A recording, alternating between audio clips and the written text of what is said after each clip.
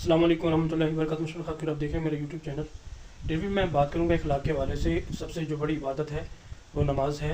एक रिवायत के मुताबिक आप ख़ुद नबी सल्लल्लाहु अलैहि वसल्लम ने इरशाद फरमाया, सबसे जो बड़ी इबादत है वो नमाज है। फिर इरशाद फरमाया, सबसे बड़ी जो इबादत है वो नमाज है, क्योंकि क़यामत के दिन सबसे पहले जो है नमाज के बारे में पूछा जाएगा। नमाज जो है फ़र्ज़ ऐन है और ज़रूरी है। इसका एहतमाम जो है हर इंसान को जो है कलमंग को करना चाहिए। ये बहुत ज़रूरी है। क़यामत के दिन जो पहला सवाल होना है वो नमाज का ही होना है, इसलिए इसका एहतमाम मैं भी करूँगा, आप भी करेंगे इंशाल्लाह। और दूसरी रिवायत के मुताबिक जो सबसे बड़ी इबादत है वो अच्छे अखलाक हैं।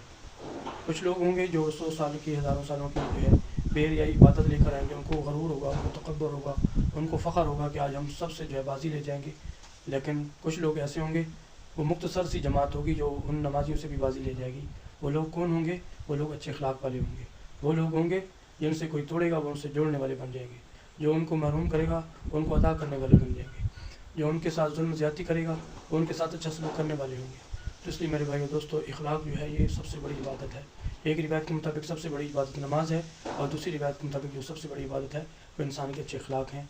हम अपने अखलाक को अच्छा करें, हम एक दूसरे के साथ जो है प्यार, मोहब्बत, शफ़क़त के साथ पेश हैं। एक दूसरे के साथ जो है दुख दर्द के अंदर, खुशी गमी के अंदर शरीक हूँ, और एक दूसरे का हाथ बैठाएँ। इन सारी चीज़ों का एहतमाम मैं भी करूँगा, आप भी करेंगे इंशाल्लाह। जज़ाकुमुल्लाह खैर।